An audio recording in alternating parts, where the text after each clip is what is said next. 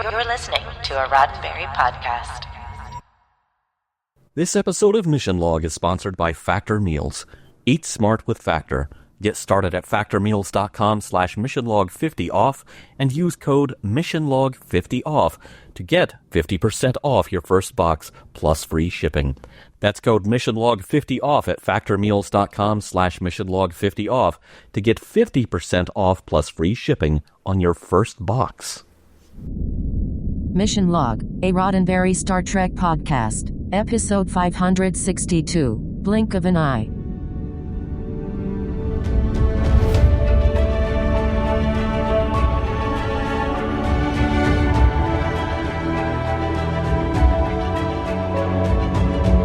Welcome into another episode of Mission Log, a Roddenberry Star Trek podcast. I'm John Champion. And I'm Holly Amos, sitting in for Norman Lau. Each week on Mission Log, we analyze an episode of Star Trek, however long it takes, watching it unfold to reveal the morals, meanings, and messages, and asking if it stands the test of time, this time or any other time.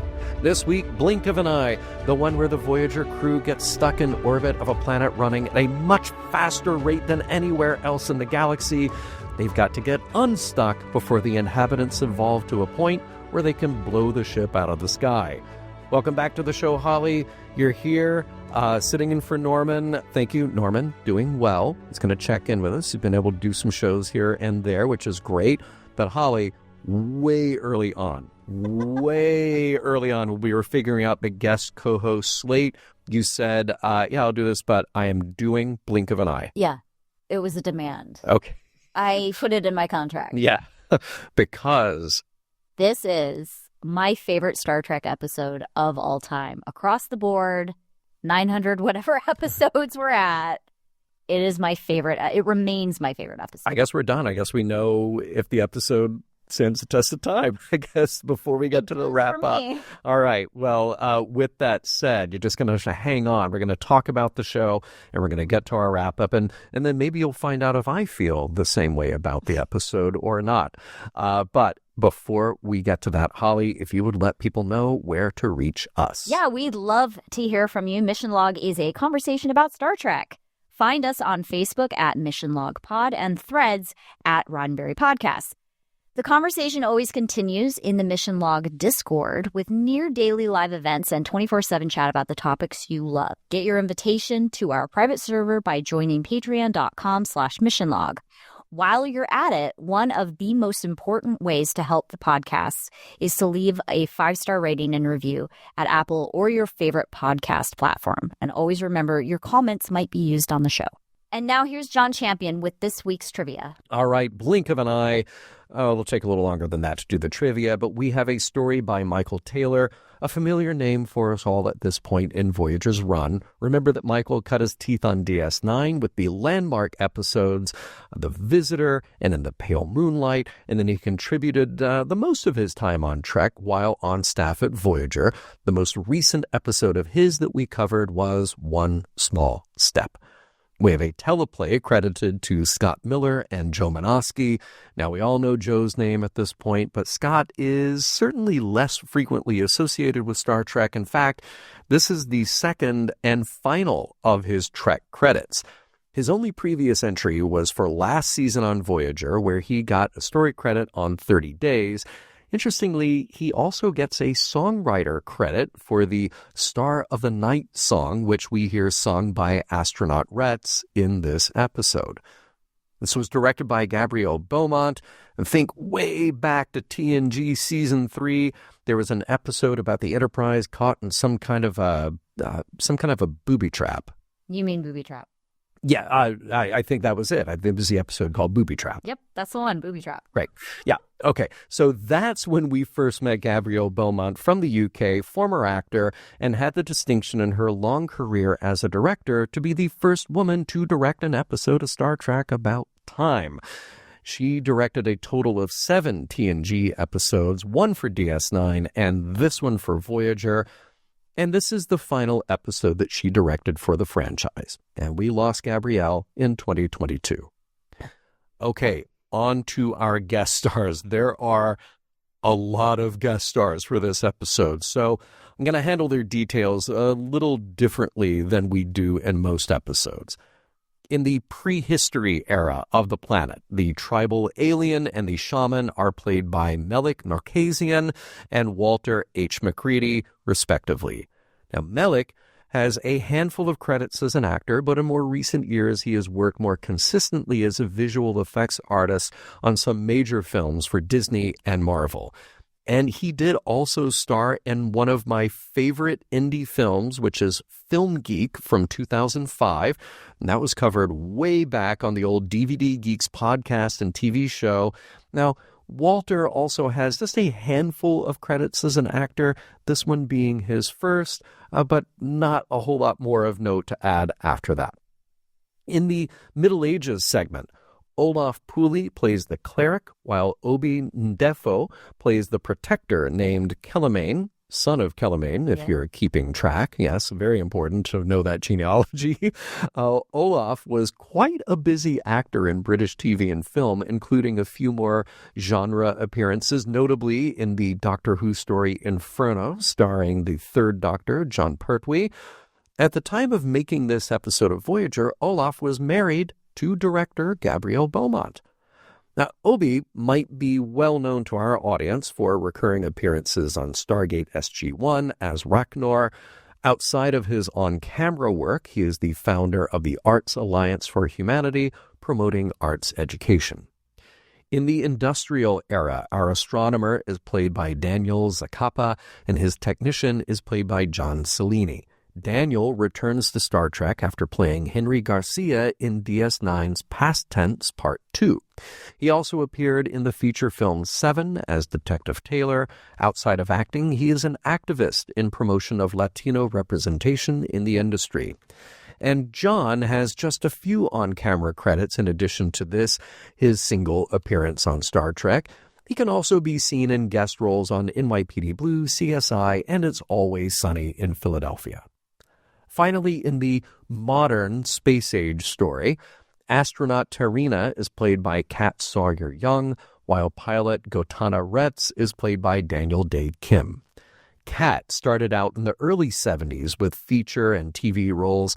She carried on with guest appearances in the 80s on shows like Simon & Simon and Heart to Heart, and continues to work more recently in made-for-TV movies. And Daniel Day Kim should be very familiar to our, and honestly most all audiences. He is best known for playing Jin-Soo Kwon on Lost and in starring in the rebooted Hawaii Five-0. Now, not unlike Daniel Zacapa, Daniel Day Kim is an advocate for diversity in the film and TV industry. We will get to see more of him when Daniel returns for more appearances on Star Trek Enterprise.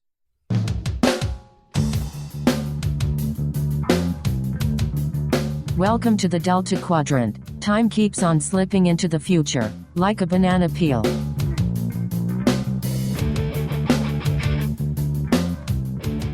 Prologue. Voyager encounters a very weird, hold that thought, planet spinning at a wildly fast 58 rotations per minute. Naturally curious, the crew pull the ship in closer, but they're caught in a gravimetric force that locks the ship in orbit. Meanwhile, down on the planet, a local sets up an offering of fruit on an altar to their god, just as an earthquake shakes the ground and a new star appears in the sky, Voyager. Act 1. On the surface, the relatively primitive locals, confused by this new star appearing in the sky, brand it as a deity, Tahal, the ground shaker, and vow allegiance to it, believing this new god is responsible for their earthquakes. And honestly, they are not wrong.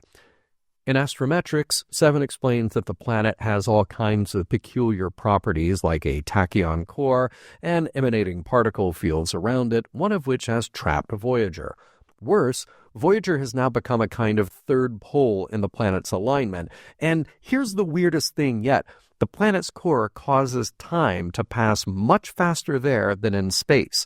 So while Voyager's been stuck for mere minutes, generations have passed below. But from an engineering perspective, it's worse still. Voyager can't warp until it can leave orbit, and it can't break orbit without warp engines online. Chakotay is intrigued at the prospect of observing an entire civilization's evolution, calling it a dream for anthropologists. B'Elanna starts reconfiguring a probe to capture rapid snapshots of the planet's history as it unfolds. Meanwhile, on the surface, society has already reached another level of development, sort of equivalent to the Middle Ages, where people are trying to reconcile old superstitions with evidence-based inquiry. A teacher and his former student grapple with the mystery of the star and devise a plan to send a message via hot air balloon pleading for the ground to stop shaking. Act 2. Voyager's crew is captivated as they observe the rapid evolution of the planet's civilization, now entering its industrial age with roads, advanced architecture, and even observatories. But the accelerated timeline takes its toll. The probe disintegrates after 200 years in the planet's time frame. Chakotay speculates that the inhabitants are now advanced enough to be observing Voyager itself. Sure enough, on the surface, an astronomer and his assistant are struggling to contact Voyager via radio. After countless failed attempts with mathematical signals, the assistant suggests adding a personal message. Back on Voyager, Seven picks up the transmission, and Chakotay slows the frequency down to decode it. The message reveals how the planet's people have been living for generations with constant earthquakes. Of course, they don't understand why it's caused by Voyager, but they suspect the sky ship might be inadvertently doing so, and the phenomenon has been woven into their culture and mythology. Janeway, weighing the risks of first contact with this pre-warp civilization, enlists the Doctor for an undercover mission to gather data on the planet and find a way to break free from orbit. It's supposed to be just a few seconds in Voyager time, but as Janeway and B'Elanna prepare to beam him back, the confinement beam destabilizes and the Doctor is lost. Act 3. When the Doctor is finally located and beamed back to Voyager, 3 years have passed on the planet. He's thrilled to return and describes how Voyager has influenced every aspect of the planet's culture: religion, art, science, even a line of toys. He shares stories of his time there, including his roommate composing an aria about Voyager and his apartment being destroyed during a war. They've developed technologically, too. Voyager's presence has inspired technology and a space race. He also brings invaluable data, including 300 years of meteorological and seismic records. The stories also make their way to Naomi Wildman, who writes a report called "The Very Weird Planet Where Time Moved Fast and So Did the People Who Lived There." The crew attempts to use the Doctor's data to break free from orbit, but their efforts only cause increased seismic activity, forcing them to abandon the plan. Meanwhile, on the planet, the space race comes to fruition. A capsule containing a couple of astronauts successfully reaches Voyager. Inside Voyager, the two explorers see the crew frozen in what they believe is stasis, but is actually the result of the extreme time differential. As the explorers reach the bridge, they see Neelix pouring coffee for Janeway in an almost standstill motion, leading them to suspect that Voyager's crew aren't in stasis, but rather moving extremely slowly. However, as they acclimate to Voyager's time frame, they collapse and suddenly appear, startling the bridge crew as Janeway calls for medical assistance. Act 4. In sickbay, the Doctor revives the capsule's pilot, Gotana Retz, but his commander, Tarina, didn't survive. The Doctor, armed with extensive knowledge from his time on the planet, assures Retz that he'll be fine. As Retz processes the loss of his crewmate, Janeway explains the time differential between Voyager and the planet. Retz is stunned to learn that Voyager hasn't been observing them for centuries, but has just arrived. Janeway appeals to him for help in finding a way to break orbit. Later, Retz meets Janeway in her ready room. Reflecting on his situation, he realizes everyone he knew is long gone and doubts his worthiness for the mission. Janeway reassures him, pointing out his courage in handling such a surreal experience. Retz shares a poignant memory of his childhood, gazing at a toy of Voyager hanging above his crib, a symbol of the planet's awe of this sky ship. He then sings a childhood prayer to Voyager, marveling at how his first dream has become a reality. Janeway assures him that they won't keep him aboard against his will, but warns that time aboard means significant time will pass on the surface. Inspired, Retz agrees to help the crew interpret the Doctor's data to escape orbit. But as he's helping out in astrometrics, Seven detects warp experimentation on the planet below, and Voyager is suddenly under attack by antimatter torpedoes and a tricobalt device, a sudden escalation in the planet's technological capability. Act 5. As Voyager takes heavy damage from the planet's increasingly advanced weapons, Janeway convinces Retz to return home and plead Voyager's case. Equipped with Voyager's specs, he agrees to try and stop the attacks and find a way to help the crew escape orbit. Before he departs, the Doctor shares a heartfelt request. During his time on the planet, he had a son, now long gone. He asks Retz to find his son's descendants and tell them about him. And how does a hologram have a son? It's a long story. Retz sets out on his return trip only to find a less than welcoming radio reply from what is now the Tactical Control Center, doubting his identity. He begs, pleads with the radio op to believe him and give him a clear landing. After more attacks on Voyager from increasingly powerful weapons, another planetary year passes. 2 advanced ships arrive, intention unknown, but they engage a tractor beam and a temporal compensator to pull Voyager free of the planet's gravity well. Gotana Retz returns one last time to bid farewell, just a short visit with a temporal compensator, expressing his gratitude to have been part of Voyager's journey. Cut to an elderly Gotana Retz, sitting on a hillside overlooking a vibrant, futuristic metropolis. He looks up as Voyager's star shines brightly, then disappears into the cosmos. The end. Right in the teaser, as I am wont to do, I had to freeze frame and look at the food on the altar. Ah, yes. Yeah, very important. We have at least 2 prickly pears. Uh-huh. Dragon fruit are more like red, and then they have kind of longer, spiky, and the prickly pears are more orange, and they have a little more bumpy things on them. Okay. Yeah. There is a Buddha hand kind of in the back, but what I don't know what they were calling the fire fruit, it looks smooth and kind of red. I don't know what that is, but fun fact about the fire fruit is that when we rewrote the encyclopedia for the 2016 edition, I had to screen grab that. Did you? I did. Wait, and did you point out, like, that's the fire fruit? That's the fire fruit. After the first commercial break is when you get the best view. Yeah. When he's like, where's the fire fruit? Go get it. And then they like show it in the grass and he comes and picks it up. Yes. Yeah. All right. Excellent. Look at that. I'm so glad that we have that bit of insight there. And I thought early on this was kind of shades of 2001: A Space Odyssey, but reverse, because now it's our technology going to another planet that kind of influences their evolution a bit. Right. You know, it's fun. It's such concise storytelling. The runtime on this episode is 44 minutes, in case you guys were wondering. You know what? I had to go. I mean, of course, I rewatch it anyway for what we're doing here, and multiple rewatches is so helpful. But my mind was kind of blown each time because I had to think, well, wait, we see basically 4 ages of this planet. Which mirrors our ages. And the more I watched it, I was like, well, wait, we do that all in this 5-act structure. And I was like, well, wait a minute, but I got to know everything that I needed to know about these different ages. Were those longer segments than I thought? No, they weren't. They just are just so neatly deposited. It's such tight writing. Toy, like Toyga. Yeah, that's what they do. Why can't Voyager leave orbit without warp drive? Because I thought it was like a rule of the road that you can't have warp drive when you're orbiting a planet. That's a great question. Maybe somebody should write a Star Trek encyclopedia and lay out the rules of the road. The rules. Yeah, because I thought that was a rule. Also, speaking of rules, Chakotay, very interested in anthropology now. Okay, good for him. Well, like a couple of weeks ago, he was super interested in paleontology. He was like, yeah, I would have been a paleontologist.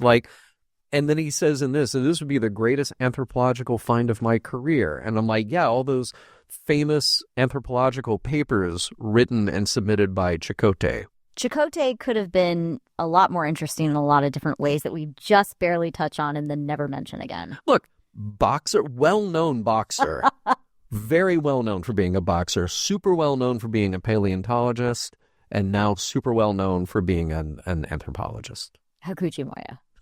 Hakuchi Moya. I love the very much the right on the nose line about the rise of Klingon culture, and B'Elanna says, it's such a good line. Beating each other over the head, and then she like the. Well, wait, I got it. Okay. Watch them discover new and better ways of beating each other over the head. Yeah. Which she's having this conversation with Chakotay. Chakotay is like, "Oh, you must be talking about Klingons," and she's like, "No, I'm talking about humans." True for both. Yeah. It's just like, yeah, like of that little wink to the audience, like, yeah, we're talking about humans here, don't you know? Yeah. Love the appearance of Moses in. Yeah. But it was interesting, and I like the interactions of all of these characters that we meet on the planet. Yeah. And I like this where you have kind of the wise old scholar and then the young apprentice, but the opposing ideas. Like the medieval scene is fantastic. Yeah. It'd be just because you start to see there being like doubt. Why is he writing in English? It's a great question. What also makes him believe that the aliens are actually going to be able to read, which I think a lot about in terms of our Voyager that we've sent out, because it has. Oh, right. Yeah. But that. Oh, yeah. I forget what all was on that. There's music on it, but there on the disc. On the disc. Yeah. But on the plaque, there's writing. Yeah. It says it's from hello from Earth. Like. Well, but it's symbolic though, and you have like a hydrogen atom and different atoms to show like, hey, we understand. Yeah, which is things, not to jump too far ahead, but that's why the next people are sending up prime numbers. Also questions what makes you think they speak our language. Good point. I do love that period though, because we kind of compress. I guess we're on Voyager and they're talking about the rise of the industrial age, and they're using a lot of metal in their buildings to compensate for the earthquakes. Like 10 times more steel than we used. But then this set that they're in for the observatory, it's this cool, like, 1920s. It really could be any time from, say, 1910s to 1940s. So right? The telescope... The hole in which the large telescope is encased is in a reuse of the framework of the Cardassian circular airlock hatch. Oh. It's a reuse. Okay. And a redress. Okay. Yeah. That's a good reuse. Yeah. It looked great. I thought that looked great, and then I thought the other stuff around them, it was sort of like the real-life version of Captain Proton. Just the stripped-down, very, like, analog version of we're doing science. Correct. Yeah. So I like them a lot. I like their interaction. Good point. They're broadcasting a message in their language, but, well, Voyager is good enough to translate it. Well, and clearly they're not speaking English. They're speaking something that we're able to translate. Yeah. And the prime numbers, like that would make sense. That would be a universal concept. A universal concept, correct. Yeah. I do not love the alien makeup in this episode. Oh, forehead of the week. Yeah, and I know you have to make them look superhuman to just completely drive home the point. This is us. This is us. This is us. I don't like it. It's just like a little thumbprint. Just like they ran into something. I'm not mad about it. No. Sometimes some of them look better than others, but Daniel Day Kim looked great. He did. He looked really great. Well, and Tarina, his astronaut partner, she looked great too. The others did not. Yeah. I want to see what the line of toys of the Sky I'd love to see looks like. Yeah. I mean, because it's all made up. You can see the shape of Voyager, but they know nothing else. And like, what was it like? The Skyship and Friends? Which Friends? Yeah. Who's Friends? The Friends. Are they other stars? Are they like, what are we? I don't know. I'd really love to see the line of toys. Have you seen that weird film? I'm totally going to get it wrong. And somebody in our audience knows what I'm talking about. It's from, I think it's a Japanese movie made in the 1920s. And it's like these characters sitting around a long table and they're like on the moon or something. And like one guy's in a big star-shaped costume. And they're just kind of gesturing because there's no sound, But that's the way I pictured this in my head. This like very primitive, like 1930s movie, and then it's just like literally star-shaped people. Maybe. He did say that he said that he had a mobile above his crib. Yeah. I imagine that's just, they could see the ship. I imagine that's just literally the shape of Voyager. Yeah. They just do an outline. Yeah. Just some whatever manufacturing they have. They churn that out. Although they would have invented a telescope way earlier on. So They probably had even more rudimentary versions of it, and they get better and better at seeing it, I do love that Chakotay has been figuring out the best places to eat. I mean, that was kind of a throwaway, but I like how Harry Kim called him out on that. I bet you could recommend good restaurants. Do you think they have Yelp? Yes, it has. It's their version of Yelp. And by the way, notice that we keep saying they and their and the planet. We never actually get a name of this place or their culture or anything, which is fine. Yeah. I think that's I acceptable. think it's good not to name it because, again, they're supposed to be a mirror of us. Yep. I like the solid drama of ending an act with the doctor disappeared and you don't know how to get him back and time is elapsing and it's just a great setup. What a great line, too. Have you narrowed down the search to Opera Center? It's listen, I guess credit where credit is due for Chakotay. Yeah. Because he finished. There he is, right there. Brilliant. So listening to I assume he's listening to the aria that we. And that's the thing. You do have a bunch of time elapsed while he's just sitting there in one place. What a wild experience that had to have been for him. Just like he knows everything, and he's just down there watching these people interpret it and worship it. Yeah. And he's also kind of safe and secure in the knowledge that, well, he's a hologram. It's not like he's going to die of old age down there. No, but does it ever occur to you that his little thing might mess up? He's also wearing that when he comes back up, he's wearing it on the outside of his clothes, which I was like, I just think that question what that is. It should be something that you could put inside your clothing. Right. Yeah. Do you think, so he has a quote unquote roommate, but he also reveals later that he has a son. So we don't quite know how that happened, but her name is Maritza.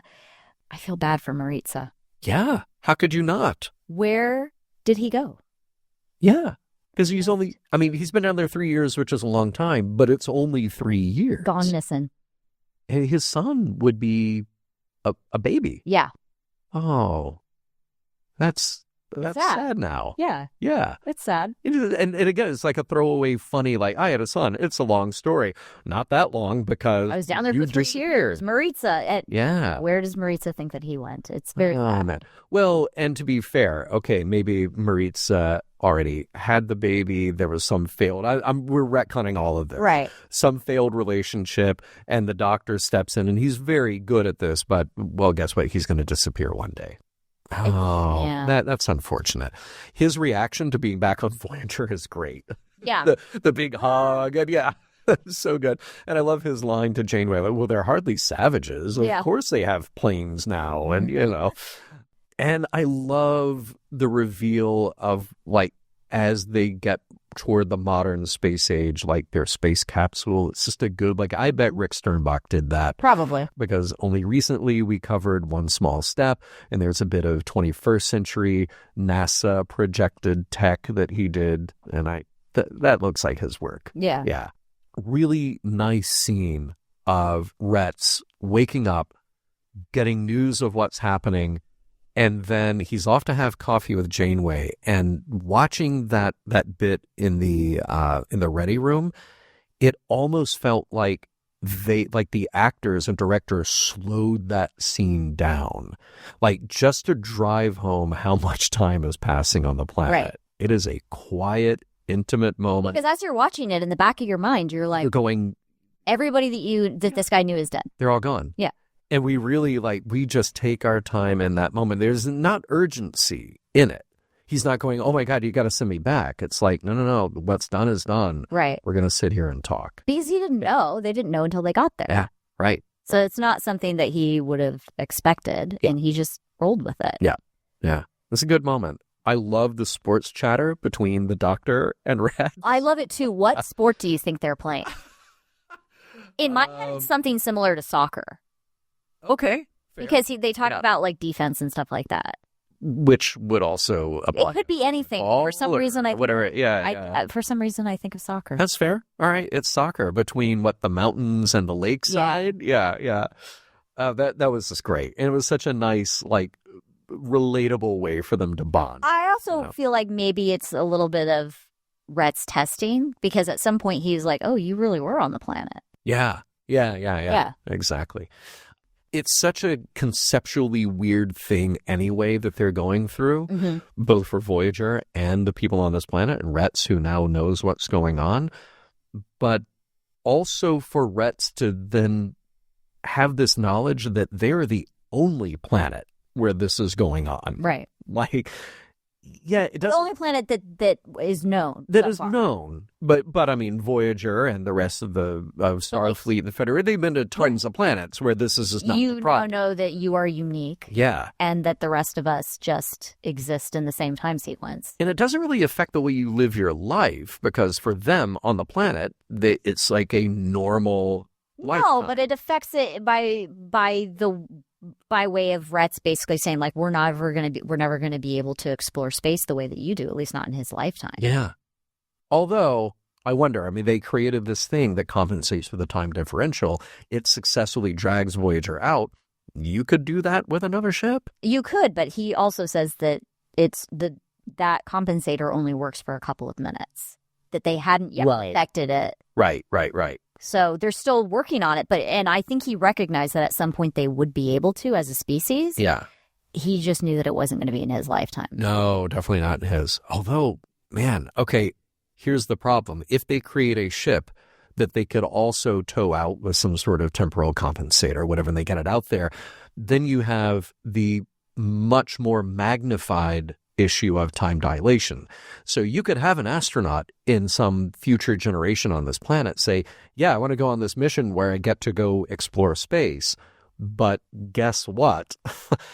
Not only do you have time dilation normally, it's even more pronounced by like however many hundreds times more if you were to come back to the planet. Right. So too bad. Yeah. Yeah. Oh, yeah, it's a mess. It's a mess, these poor people. Rhetz has this line. He apologizes for the attack from his planet, and he says they've got no right. And Janeway says, unfortunately, they've got every right. Really, do they actually have every right? Because, I mean, they just started shooting first. You know. Right. But from the standpoint of like not knowing what this thing is, I would really, the only thing that I will say is about the episode that I would have loved more is maybe a small scene or something more expansion about when they sort of as a species and as a society stopped seeing Voyager as something to like worship, and who and when they started seeing it as a threat. Yeah. That it seems like they were more threatened, not just by the earthquakes, because obviously, like, the earthquakes are happening, they want the earthquakes to stop. But at what point did it become, like, vicious? Right. Yeah, that's a good point.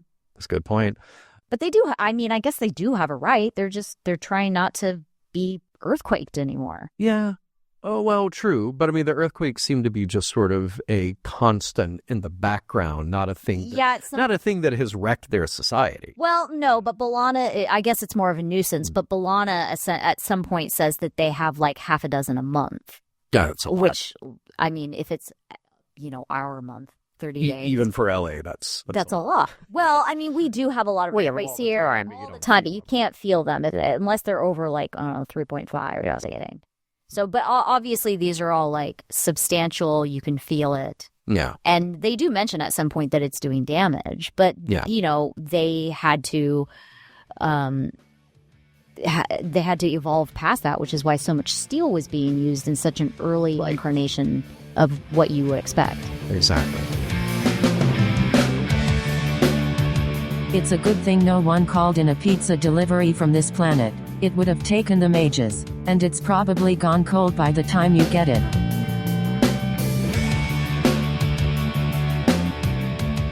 We'll get right back to Blink of an Eye after a word from this week's sponsor, Factor Meals.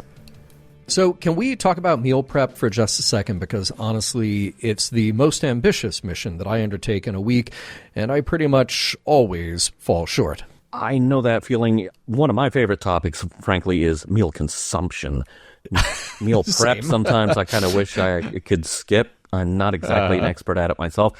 It's like planning a 5-year mission to explore strange new meal ideas. Except if you're anything like me, you usually just warp right back to cereal for dinner. Hey, no shame, and no judgment. But we have found a game changer, and that is Factor, because these are chef-made, dietitian-approved meals that show up at your door fresh and fully prepared. You just heat them up, and in 2 minutes, boom, dinner is ready. It's like having a replicator, but with gourmet food that's actually crafted by real chefs. Yeah, not Neelix. And it fits whatever eating plan you're on. They've got keto, they've got calorie smart, protein plus, you name it. 40 options every week across 8 dietary preferences. In fact, you can lose up to 8 pounds in 8 weeks with Factor Keto meals. Based on a randomized controlled clinical trial with Factor Keto, results will vary depending on diet and exercise. Oh, and how about add-ons? You like add-ons? I do like an add-on or two. They've got smoothies, breakfasts, and grab-and-go snacks, too. Perfect when you're running out the door at impulse speed, but need to feel your best all day long. And speaking of goals, Factor makes it easy to stay on track. Now, I've been trying their calorie smart meals, and I also grab a smoothie in the morning to sip while I'm in the car, and those not only taste great, but they give me a little way to perk up. The Protein Plus options are great, and you were telling me you had a honey butter chicken dish that was great, too. Oh, yes, seriously, it was so good. Okay, it was honey butter chicken, mashed potatoes, roast zucchini, caramelized onion. So good. And it was all less than 600 calories. It is the most delicious way to meet your goals without all the hassle. That sounds like my next stop. All right, if you are ready to fuel up and feel amazing, here's what you do. Yes, eat smart with Factor. Get started at factormeals.com/missionlog50off and use our code missionlog50off to get 50% off your first box plus free shipping. That's code missionlog50off at factormeals.com/missionlog50off to get 50% off plus free shipping on your first box.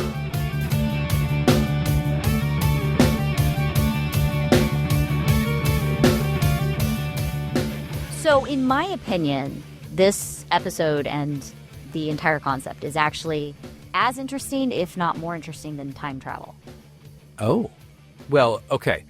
Do you mean time travel as like sort of like timey-wimey? Like the popular conception, like I get in the machine and I just pop to wherever I want. Sure, like that kind of thing. Our issues, Marty McFly almost made out with his mom or whatever. Not good. Not good. There's such interesting problems that are presented by not being able to effectively communicate with these people both ways.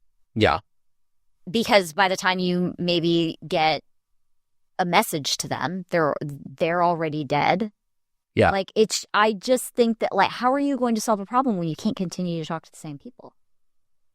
Oh, yeah. Okay. Well, that was profoundly disturbing. Yeah, because that's sort of a reality of poor communication anyway. Mm-hmm. Okay, that poses a very difficult conundrum. Yeah.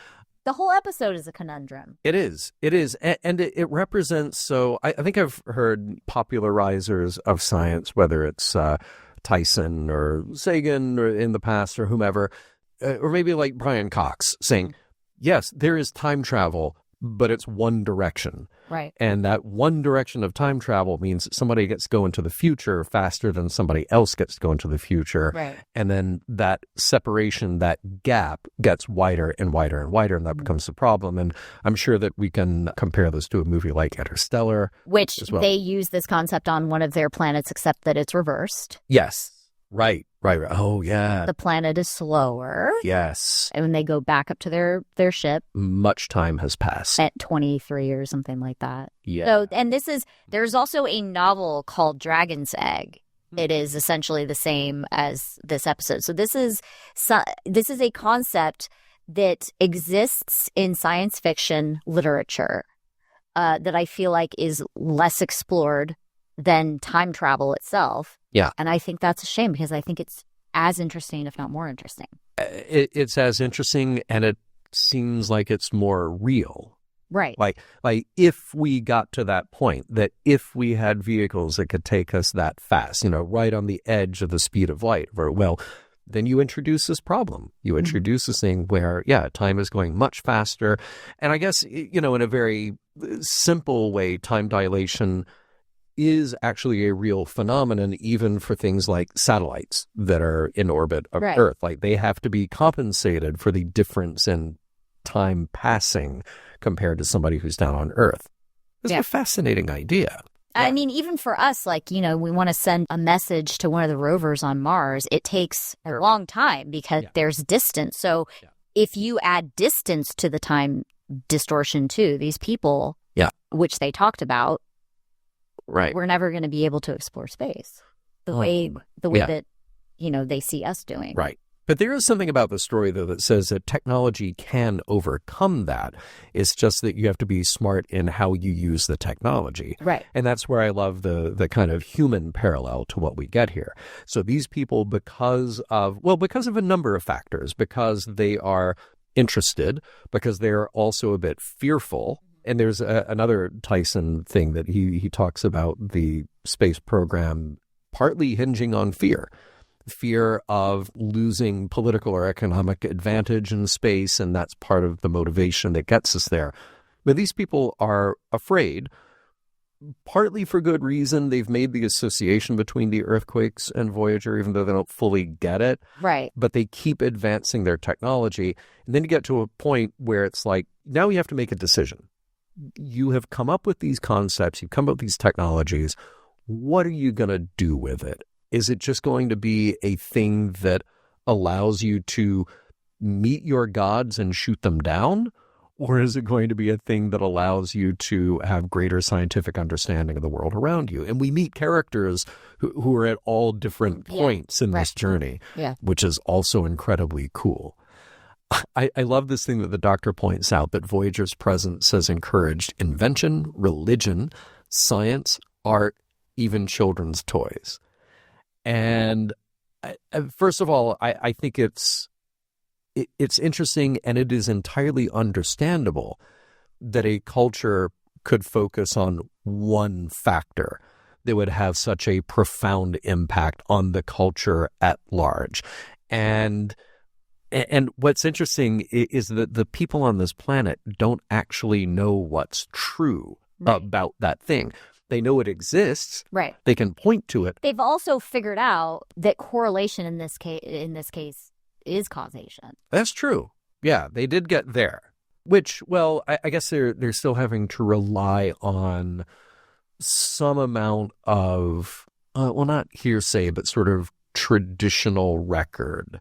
Because they're just having to rely on, okay, at this point in prehistory, our ancestors said the earthquake started when that thing appeared in the sky.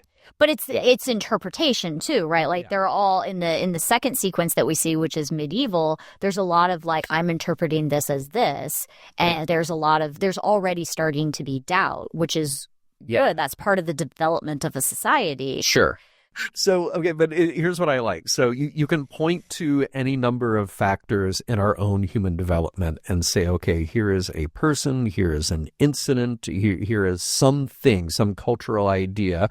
Richard Dawkins would call it a meme that latches on, that then shapes the culture. We all agree like, oh yeah, this is the thing. We all understand what this thing is, right? And what they have, I think it's so interesting, they have an unidentified object in the sky. They know it's there. They can't identify it, though, except that that's the thing that showed up. For centuries, they're going through this. It's a thing that showed up that we can't, we can describe it, but we can't tell you anything about it. Yeah, they can't explain it. Yeah, they can't explain it. They don't know the nature of it, anything like that. And what I find so interesting is then everybody that we meet, they try to identify it, but it's always through the lens of their beliefs.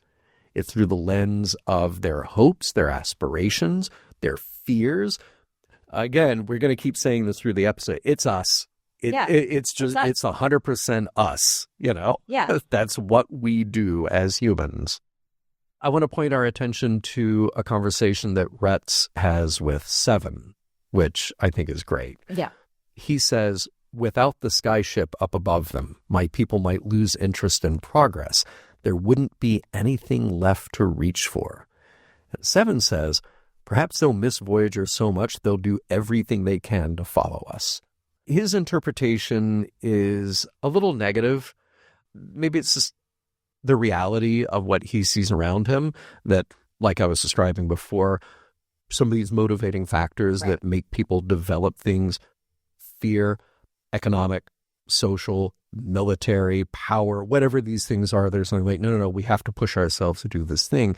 And you hope at the end of the day that it's just for the sake of science. It's just for the sake of knowledge, and this is what helps humanity. And I'm saying humanity with a little h because it also applies to these people here, Seven presents what is a far more optimistic view. I wonder why they gave her that line and not Janeway? Yeah. Being the scientist and being the captain and being the representative of Starfleet, or you could have given that to Chakotay. But do you make anything of that? I mean, is this just humanity rubbing off a bit on Seven? Because I mean, perhaps, because, she's still being reintroduced to it, and maybe she sees what we see, which is parallels between this race and humans, which she is human, but not fully. She didn't have the same, grew up on the planet, have that human experience. Yeah. And I think she probably sees that a society can be motivated just for the sheer sake of being motivated. Like they don't have to have something that they're reaching for that's tangible. In the case of the ship, we have something as a species that we're reaching for, but it's not tangible. Like we just want to know more about our galactic neighborhood. I hope that's right, because I'm less optimistic about it. Maybe my optimism kind of waxes and wanes a little bit depending on the situation. But I look at these people and I look at their journey and I just go like, oh, okay, well, yeah, this is not even thinly veiled. It's just presented to us. Say like, this is how people on Earth would react to this. Some people would worship this. Some people would doubt it. Some people would try to shoot it down. Some people would be afraid of it. Some people would be afraid of it. And they will also potentially turn on each other. Correct. Because of this thing. I'm sure they did. I mean, he talks about the fact that there was a war. Yeah, right. Yeah. And I'm sure it's because one faction who worshipped the sky god, what do they call it? The skyship. Worship it in one way, and the other people worship it another way. Other people don't worship it at all. They just feel like it's a thing. It's a thing that got created and it appeared there. It's also an interesting study in religion, because most religion is up to your interpretation. At least, when you're, reading one of the holy scriptures, Bible or the Quran, like it's all up for interpretation. Yeah. So even within religions, people disagree. Yeah. So again, it's a perfect mirror of us. Yeah. But they do stay motivated because we see at the end that they have advanced more. And I wonder if we would have the same thing. Like, if there is this mystery out there, okay, but it's a mystery you can point to, and not only can you point to it, it doesn't move. Right.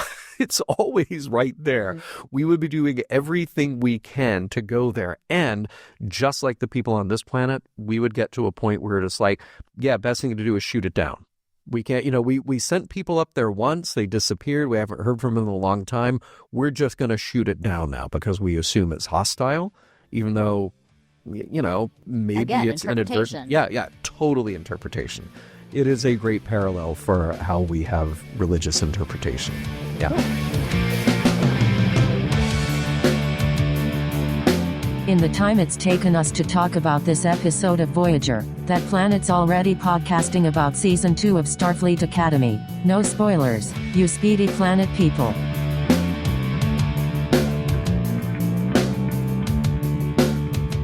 All right, Holly, we have advanced through the ages of humanity just far enough to get to this advanced state in our own technology where we can record our thoughts and share them with the world.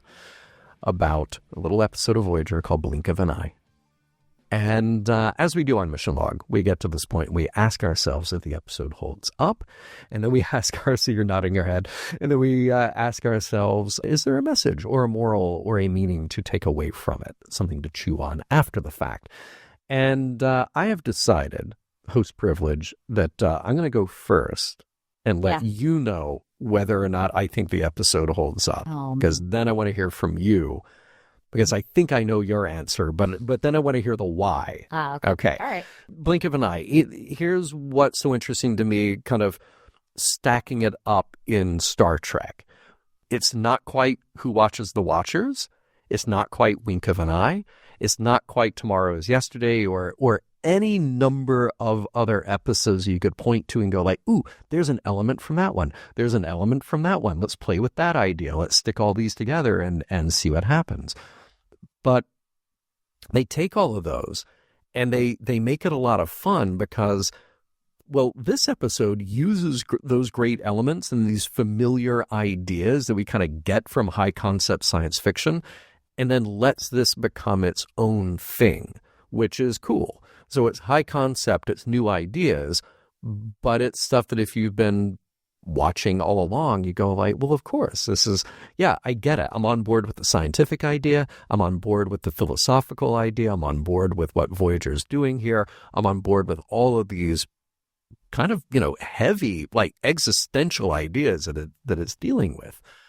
It's also, I thought this is one of those like anti-chariots of the gods thing, because I always like the hair on the back of my neck goes up whenever we get another story like that. And Gene was kicking around one of those types of stories back in the 70s. And I'm just like, no, Gene, you're also the guy who said that aliens didn't build the pyramids, humans did, because they're clever and they work hard. Like, you don't need the outer space thing to come visit you to tell you what to do. Which makes this one all the more interesting, because here's the outer space thing, which is also us, but it can't do anything. It's just sitting there, and all they can do is watch, and that's it. And now we just leave it up to the people on this planet to filter all of this through their own imaginations, their beliefs, and their hopes, etc. So I like this idea. It's intriguing in its own right to just think about this idea of a vessel with people, and just kind of regular people that we can all talk to and we can reason with once somebody gets up there to talk to them and reason with them. And they have such a huge impact on this whole planet's development, because then it makes you wonder, well, what would happen if we had a similar experience? Well, that'll probably take me into my messages, morals, meanings in just a moment. What would we do? Well, I fear that we would end up where they do, which is trying to shoot it down and miss an opportunity to make friends until we have that crisis point, until we have that moment of decision. No, what are we going to do? Are we going to keep lobbing bombs, or are we going to use our technology to benefit them? Because that's the better thing to do. It's the right thing to do. So yes, I think this episode holds up because it is a very well-produced episode. It is very ambitious. You have all these ages of humanity on this planet. You have the really high-concept sci-fi ideas going on, and it fits in very well with Star Trek's whole ethos. I think it's excellent. How about you? You've been waiting here to tell me if this episode holds up or not. Well, you got to go first, so you said everything almost that I wanted to say. No, you're going to say it better because this is your favorite episode of Star Trek ever. Yes. Listen, this episode holds up because it has this mind-boggling scientific concept that I don't think will ever be outdated. It won't ever be again, it's like time travel. Like there will always be stories about this. From the perspective of watching an entire planet evolve, it's some of the best storytelling. It's, again, so concise, so tight, so well written and put together. I also think that from an emotional standpoint, like as a human watching this, understanding that this is a mirror of us, anything that is bigger than myself makes me emotional. I'm going to use the Olympics as an example. When the Olympics are happening, I cry a lot because this is something we organized this. Yeah. This is bigger than ourselves. Yeah. It's one of the few times that people who have totally opposite backgrounds and beliefs come together to do this thing. Right. Yeah. If I was Janeway witnessing this, being like, I influenced this, an entire development of a species on a planet. I was part of something that influenced this. I would be beside myself. Like, and I would be, aside from the fact that were attacked by them, I would be very proud of that. But aren't they a little bit helpless though? I mean, because they kind of show up. I mean, it's for sure an accident. Yeah. And it's also, in terms of, the Star Trek ethos, there's also the huge question of whether or not they've broken the Prime Directive. And they can't go to the planet. The only one who can is the Doctor. Thank goodness he got a hologram on board. Correct. So they can't actually affect any real change. Right. They just have to wait for the people on the planet to figure it out. But I would still just be so beside myself that, like, we didn't mean to. Yeah. But this is bigger than us. Yeah. And I don't know. It's just such a good episode, John. It is great. I'm getting emotional. No, it's okay. Well, I'm going to move on to morals, meanings, messages, because I have to ask myself, like, is there a message? Is there something to take away from this? Like I said, I think it's very entertaining. I think it is sort of mind-boggling. Just the idea. This is an episode that asks you to sit back and be in awe of the immensity of it all.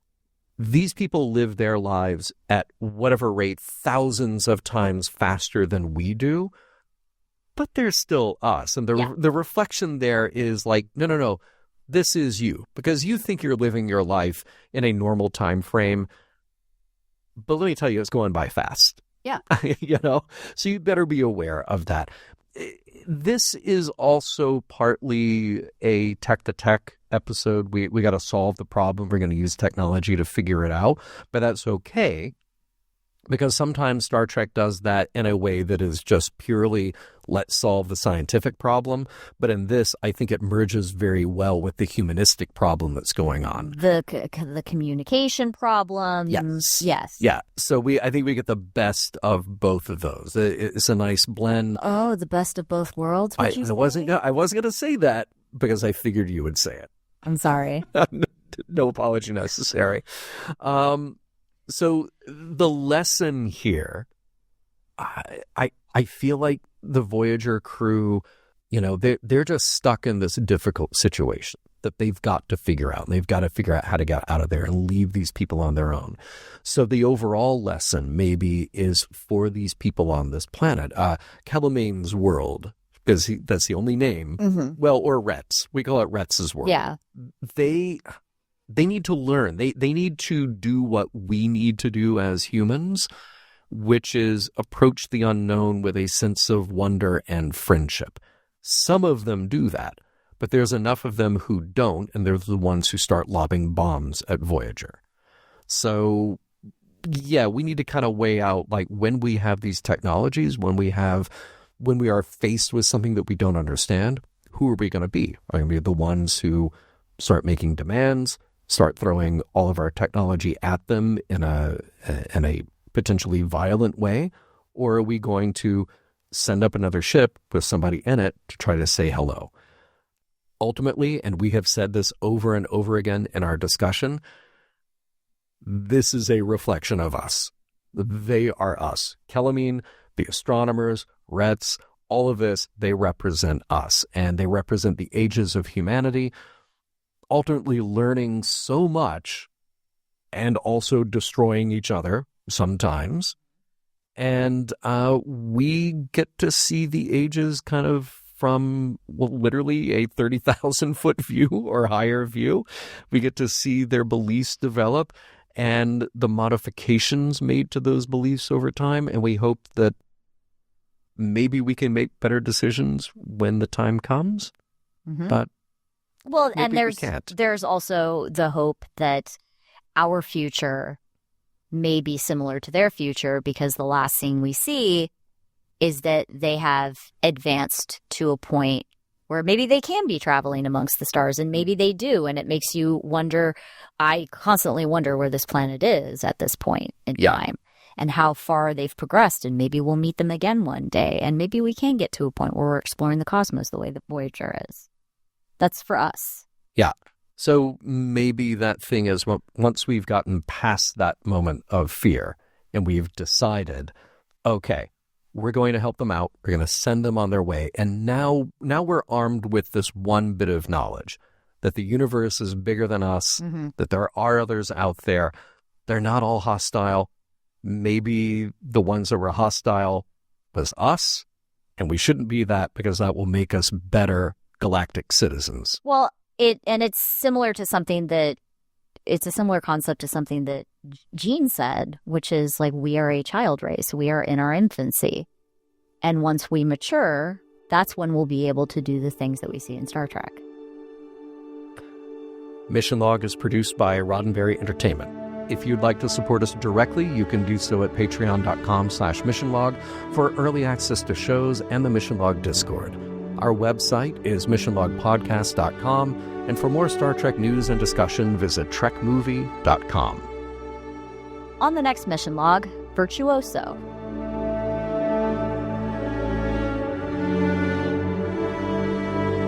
Some of the music for Mission Log provided by Warp 11, online at warp11.com. Special thanks to consulting producers, Matt Esposito, Homer Frizzell, Rand Hurl, Tom Kozak, Julie Miller, Mike Richards, Mike Shadwell, Paul Shadwell, and David Takechi. One last question. Did any of the people in Blink of an Eye ever watch Wink of an Eye?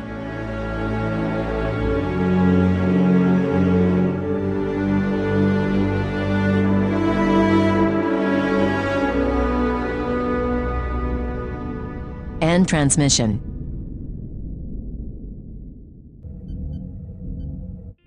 This is a Roddenberry podcast. For more great podcasts, visit podcast.roddenberry.com.